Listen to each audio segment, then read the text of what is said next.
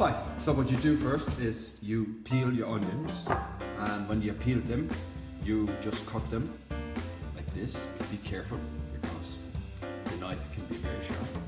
And when you've done that, you put them in to four,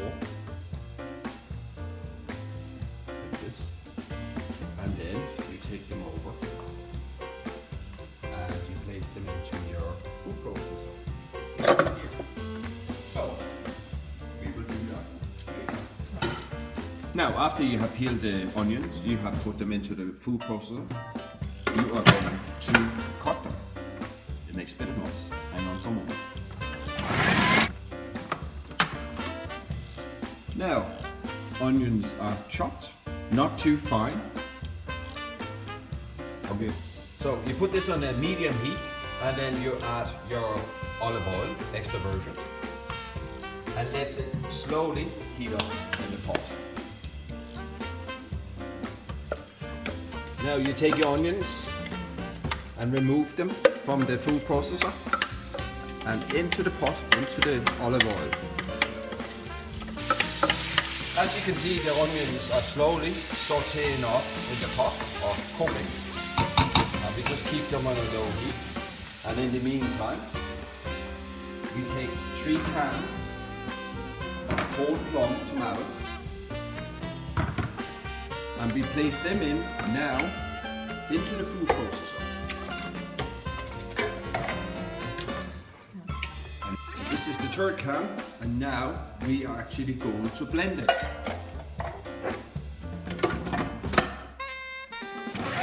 After you have blended your tomato base, you take 3 pieces of garlic here, which we are going to fine chop, and we are going to add to the existing onions that we have in our pot. When you have the cloves peeled, you take them and put them onto a grater. Wash your fingers. Just grate them in right into the existing onions that we have. It adds flavor, but if you add the garlic too early, it can start burning, and then you will have a burning taste in your sauce, which causes you. Okay. As you can see now, the onions and the garlic have blended themselves well together. We just take them off the heat because we want to make sure it's not burning. Then you take 2 pounds of lean mince, which you are going to add into your pot. Don't worry about it, just put it into the pot. And then what you do is you slowly start breaking this up into your pot together with your onions. Now you do this at a higher heat because you want to make sure that your meat starts browning a bit. Okay. As you can see, the meat is start browning off. I'll now take paprika, which I generously add into it. I take a few flakes of chili, which is my favorite part of it. And not to make it too spicy, I just add a few. You can decide not to do it. And then I take rosemary, dried rosemary. Don't take too much because it's quite overpowering, but at the same time it adds flavor and structure to your sauce. Now, salt can be added if you like, but because we are going to use stock cubes, which are salty anyway, I will not use salt this time. When you've done that, you place it back on the heat, and now you start moving the spices that you have added into the meat together with the onions while the heat is on. Next thing I add is pepper.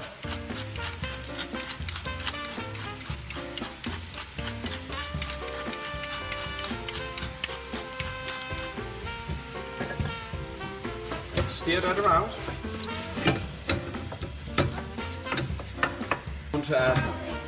Now, then you take your tomato ketchup, generously fill it in, and on top of that, you take your balsamic vinegar, which adds a nice flavor to it. You now put it over the heat. You start stirring it around. You're making your paste. Next thing is a bit of water for your base. And what you do, you stir your meat and bring this up to a boil now. As you can see, it's gradually come up to boil now, so we're going to add in the stock cubes. And I will add generously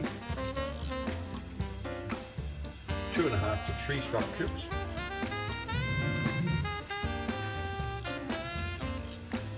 And the dog will come.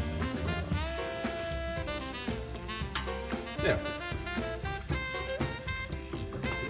Next ingredient is 5 to 6 bay leaves, which I'm going to add into the base. And now I will take the blended tomatoes and place them into the sauce. You stir that around. As you can see, the color is getting beautiful now. Real tomato red.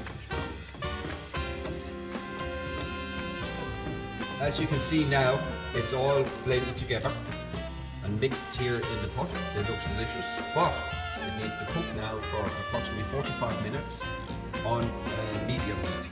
As I said, you cook it on slow heat, and to help it, we are going to put a lid on it, and then during the next 45 minutes, we will stir it once in a while. Now the sauce has been cooking for approximately 30 minutes. As you can see, there's more consistency in it, and it probably needs another 15 to 20 minutes. Now, sauce is cooked, it's ready to go. What you can do now is you can add either dried or fresh basil into your sauce. Maybe not your preference, but I like to do it, so I will do it in a minute. And now you bring pot to boil with water. You add plenty of salt. What the salt does is add flavor to the spaghetti or pasta that we're going to boil now. What you do, you put it in right into the center and let it go. This will eventually have to boil now for the next 10 minutes. Now what you have done here with the pasta is you have added it into boiling water, and then you just take a fork and just make sure it doesn't stick together. And what you do now is you're gonna let this boil for approximately 10 minutes. Maybe a little bit less. I will show you later on what I mean with that the pasta needs to be al dente. It cannot be overcooked or undercooked, but it's better to be undercooked than overcooked. Now the pasta has cooked for approximately 8 minutes. I'm just taking a piece of pasta out. This is what I mean with al dente. It's not too cooked and it's not undercooked as well. It's actually al dente. Beautiful. Now you have drained the pasta, as you can see, and now we are ready to serve it with the sauce. Now you have the finished result here, and what you can do is with your delicious pasta sauce and your pasta, you can take fresh Parmesan cheese and you grate it right over, which will give even more flavour to your sauce. And all I can then say here in Karl's kitchen is enjoy.